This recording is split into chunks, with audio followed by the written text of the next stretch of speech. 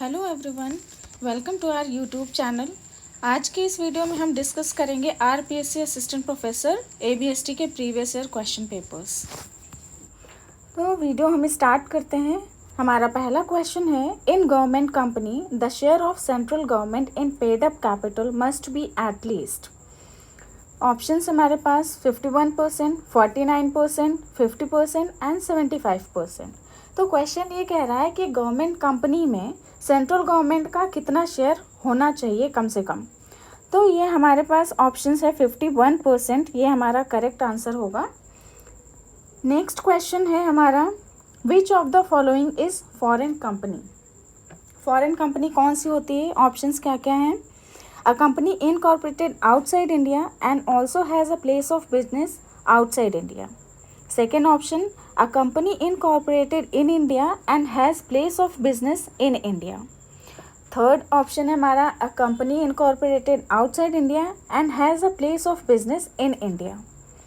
Next, a company incorporated in India and has a place of business outside India. जैसे हम लोग सभी को पता है कि फॉरेन कंपनी कौन सी होती है, जिसका इनकॉर्पोरेशन इंडिया के बाहर हो और उसका प्लेस ऑफ बिजनेस इंडिया में भी हो। तो यहाँ पे हमारा जो करेक्ट आंसर होगा वो होगा थर्ड।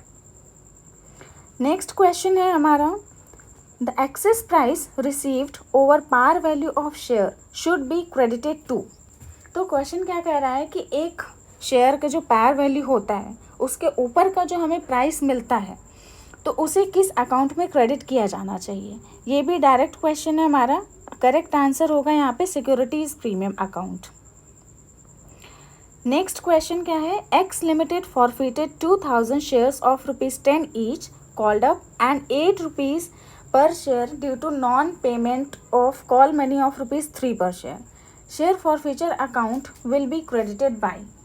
तो पहले यहाँ समझ लेते हैं हमारा क्वेश्चन क्या कह रहा है कि एक एक्स लिमिटेड है, उसने 2000 शेयर्स फॉरफिट किए हैं जिनका ₹10 का एक शेयर था।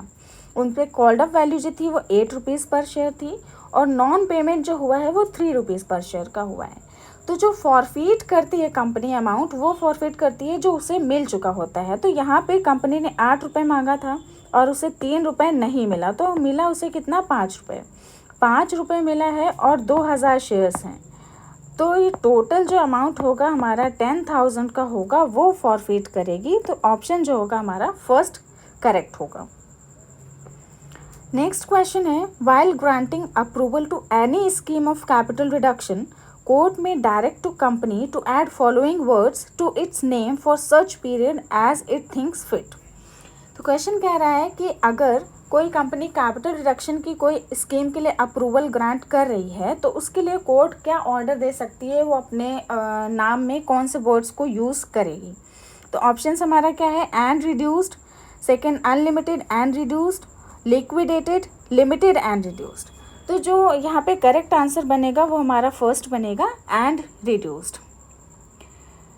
नेक्स्ट क्वेश्चन है, for capital reduction under internal reconstruction approval is required from. तो अगर इंटरनल रिकंस्ट्रक्शन हो रहा है, उसमें कैपिटल को रिड्यूस करना है, तो उसके लिए अप्रूवल किससे चाहिए होगा। तो हमारे पास ऑप्शंस हैं, share holders, court, articles of association और फोर है ऑल ऑफ दीज। तो अगर कोई भी कैपिटल रिडक्शन हो रहा है तो उसमें जो अप्रूवल होगा वो हमें सारे स्टेक होल्डर्स से चाहिए होगा। तो यहाँ पे जो हमारा करेक्ट आंसर होगा वो फोर्थ होगा, all of these. Next question है हमारा, which of the following should be deducted from the called up share capital to find out paid up capital. तो कॉल्ड अप शेयर कैपिटल से अगर हमें paid up capital तक जाना है तो उसके लिए क्या रिड्यूस करना पड़ेगा, कॉल्ड अप शेयर कैपिटल से क्या चीज़ माइनस करनी पड़ेगी। तो हमारे पास ऑप्शंस है, calls in advance amount, share forfeit amount, calls in arrears amount, discount on issue of shares amount. तो जब हमें कॉल्ड अप शेयर से पेड अप कैपिटल पे जाना होता है तो यहाँ पे अगर जो पेमेंट हमें किसी शेयर पे नहीं मिला हो उसको फॉरफिट करते हैं। तो यहाँ पे हमारा होगा कॉल्स इन एरियर्स अकाउंट। तो ऑप्शन जो है वो हमारा थर्ड सही होगा, कॉल्स इन एरियर्स अमाउंट।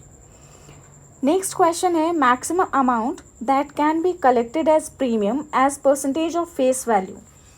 तो जब कोई शेयर इशू किया जाता है उस पर प्रीमियम कितना कलेक्ट किया जा सकता है, इसका मैक्सिमम अमाउंट क्या होता है। तो शेयर सिक्योरिटी प्रीमियम का कोई मैक्सिमम अमाउंट नहीं होता है, अनलिमिटेड होता है, इसलिए हमारा करेक्ट आंसर अनलिमिटेड होगा। Next question, the securities premium amount may be used by company for. तो क्वेश्चन हमारा क्या करे, सिक्योरिटी प्रीमियम का अमाउंट किस किस चीज़ में यूज़ किया जा सकता है। ऑप्शंस क्या हैं, फर्स्ट हमारा write off any loss on sales of fixed assets, write off expense, discount on the issue of debenture, payment of dividend, write off any loss of revenue nature. तो इसका जो सिक्योरिटी प्रीमियम अमाउंट का usage है उसका हमारे companies act में कुछ provisions दिए गए हैं, उसके अकॉर्डिंग जो हमारा करेक्ट आंसर बनता है वो हमारा होगा second answer, right of expenses, discount on the issue of debenture. Next question है हमारा, a company can not issue redeemable preference shares for a period more than. एक कंपनी रिडीमेबल प्रेफरेंस शेयर्स अगर issue कर रही है तो उसका maximum period क्या होगा। तो maximum period 5 years, 10 years, 15 years और 20 ईयर्स। तो हमारे यहाँ पे करेक्ट आंसर होगा 20 ईयर्स। एक कंपनी जो है रिडीमेबल प्रेफरेंस शेयर्स 20 ईयर्स से ज़्यादा के इशू नहीं कर सकती है। आज की वीडियो में इतना ही। बाकी के क्वेश्चंस हम नेक्स्ट वीडियो में लेके आएंगे। Thank you for watching the videos.